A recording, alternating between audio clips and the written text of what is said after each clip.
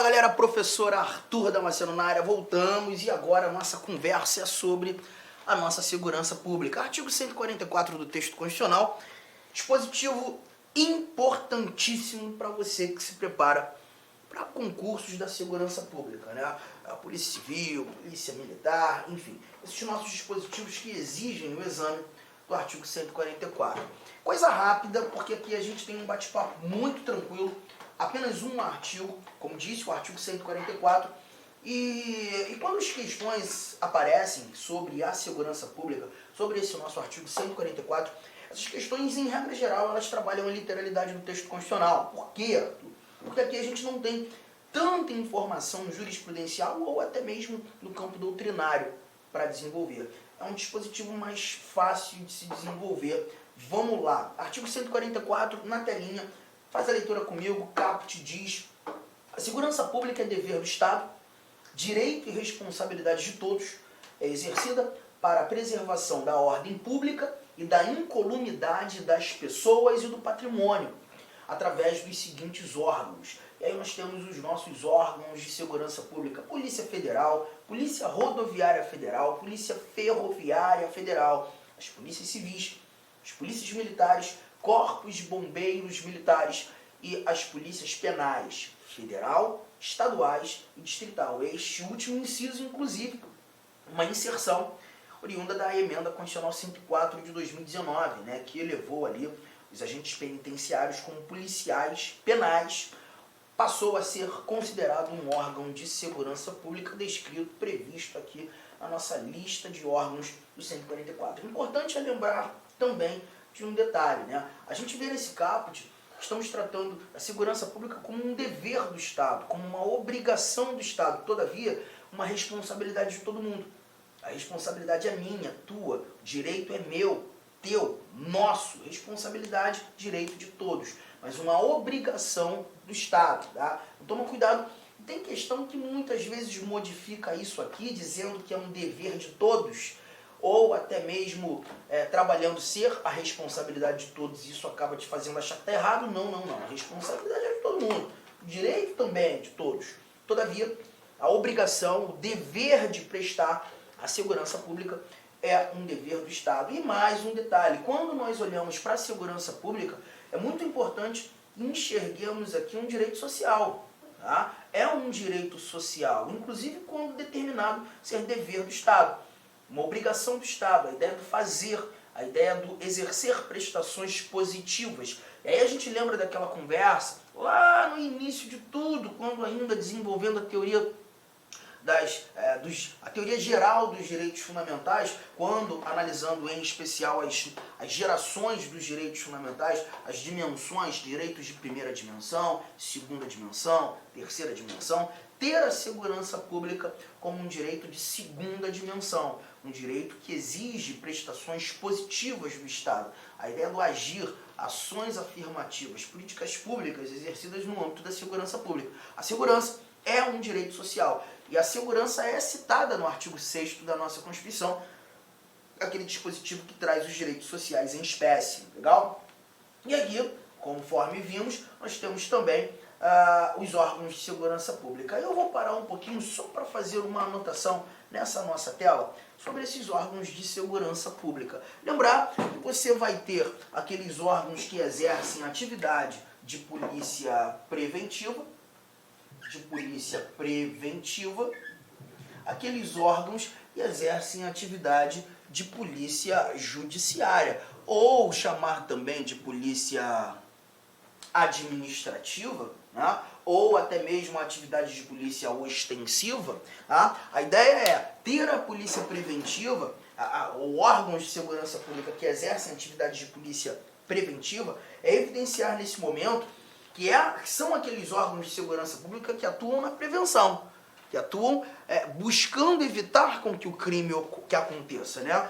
E de uma forma ostensiva, no âmbito estadual, nós encontramos as polícias militares. As polícias militares, nas rodovias federais, nós temos as polícias, ou a Polícia Rodoviária Federal, nas ferrovias federais, nós temos a Polícia Ferroviária Federal. Legal? Mas lembrar que Quando a PM, em âmbito estadual, né, em caráter regional, não consegue exercer a prevenção do crime, ou não evita, né, nós já temos uma atividade da Polícia Civil, que vai exercer atividade de polícia judiciária, né? Agora não mais na prevenção, mas na apuração, na investigação, na autuação daquele pretenso autor do crime, assim como quando olhando competências de polícia judiciária da União, nós já teremos a Polícia Federal, competente para fazer a investigação, a apuração.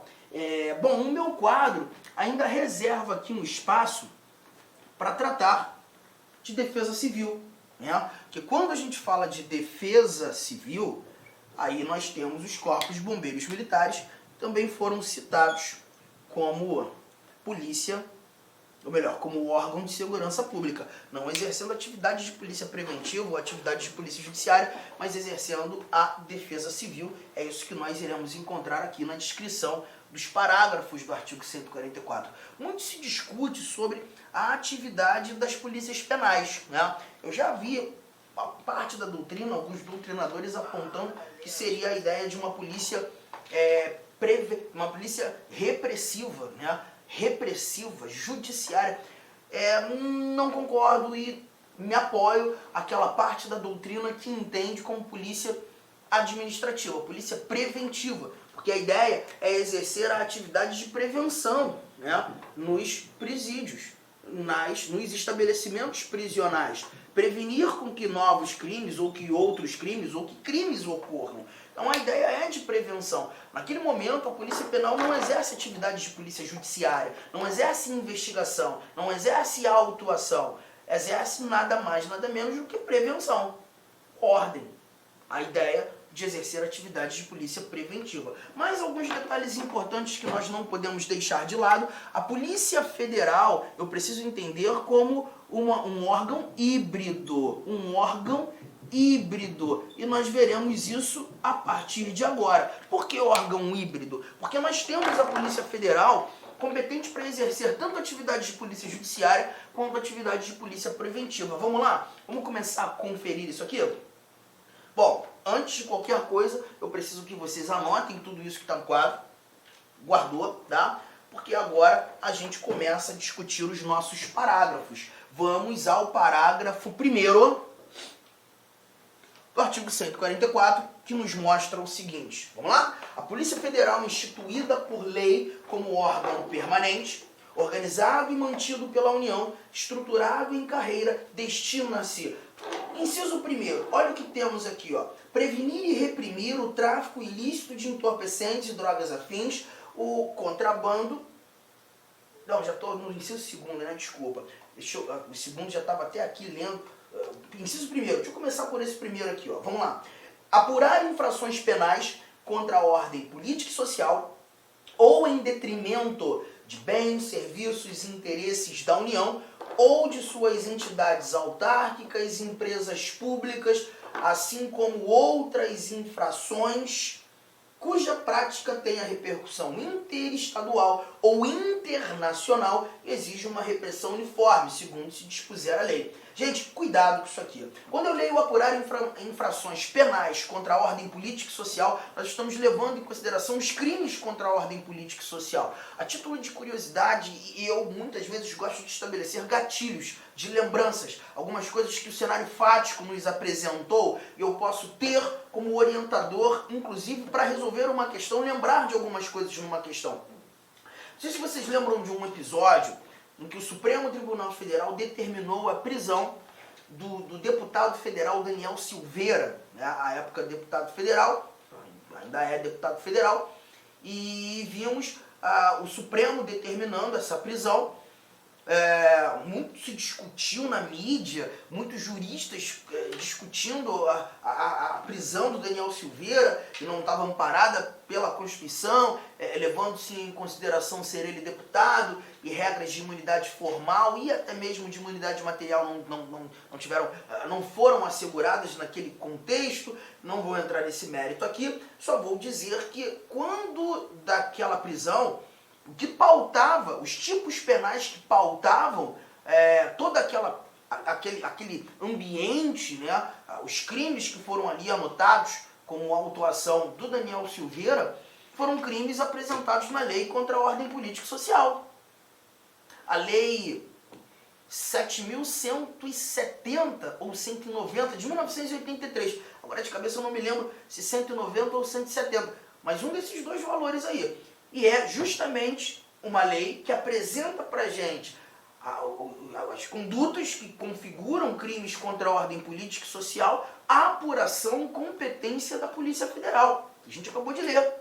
E diz mais, ou essas mesmas infrações penais em detrimento de bens, serviços e interesses da União. Quando leio União, estou falando da administração direta do governo federal, mas ele complementa, e de suas entidades autárquicas, empresas públicas. Então a gente já partiu para o ambiente da administração indireta. Crimes que atentem e sejam praticados em detrimento das entidades autárquicas, das entidades fundacionais, fundações públicas que se equivalem, e as empresas públicas, ainda assim teremos a Polícia Federal competente para apurar, fazer a investigação. Você está percebendo que nesse cenário, nesse contexto, a gente não leu sociedades de economia mista?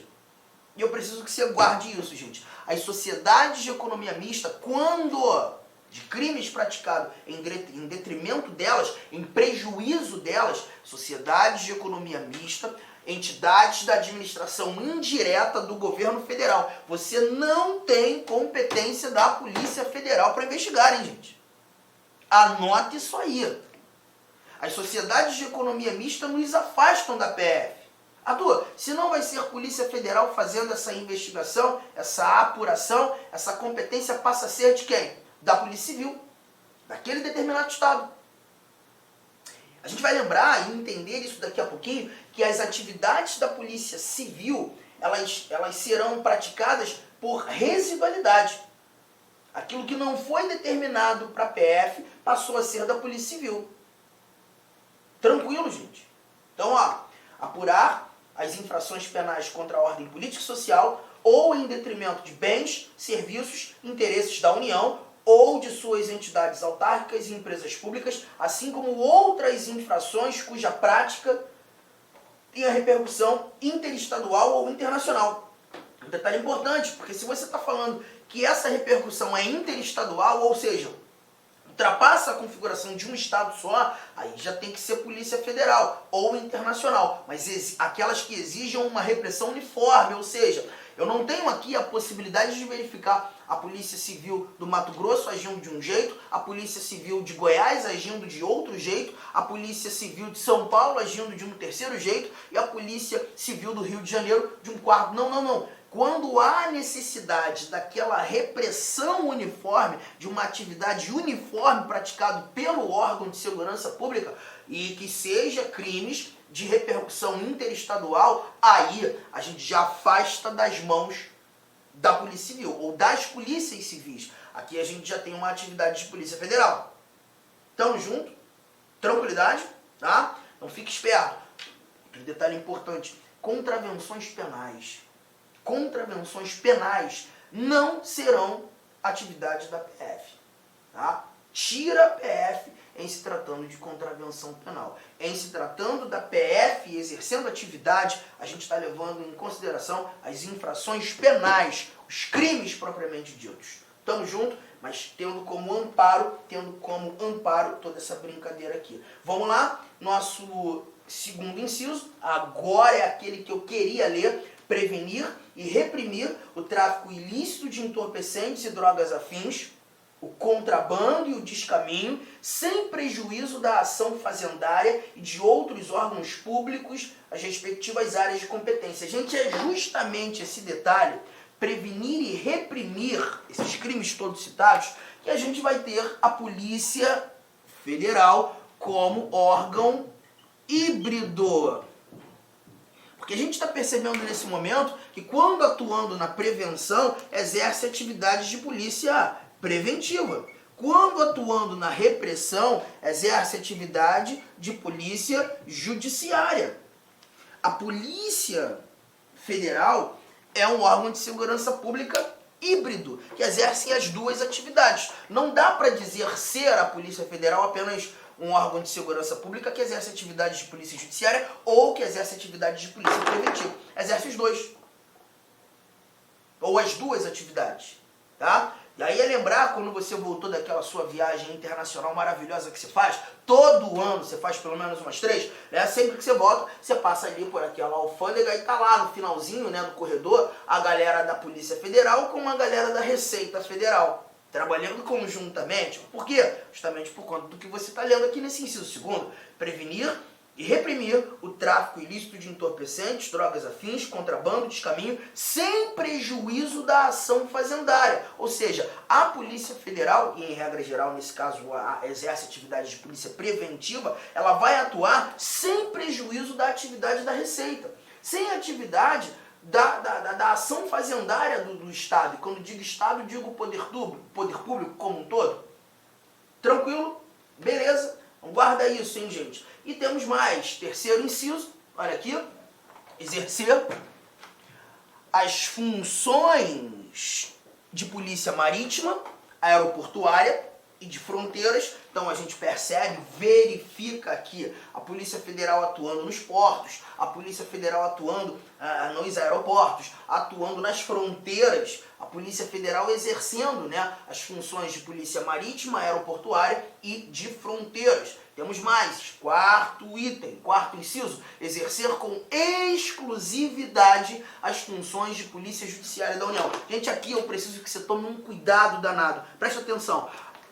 A Polícia Federal exerce com exclusividade as funções de polícia judiciária da União. E quando você lê a PF exercendo com exclusividade essas funções de polícia judiciária da União, você está levando em consideração, dentre os órgãos de segurança pública,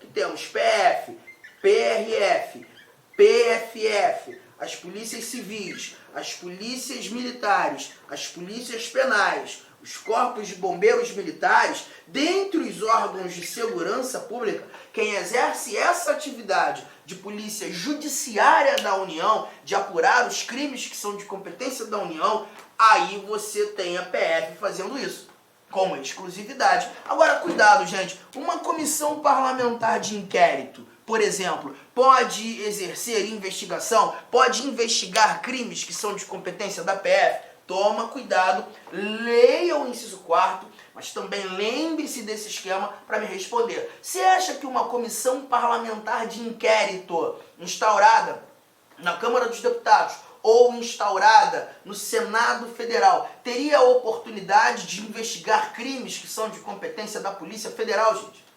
Sim ou não? A resposta é sim, claro.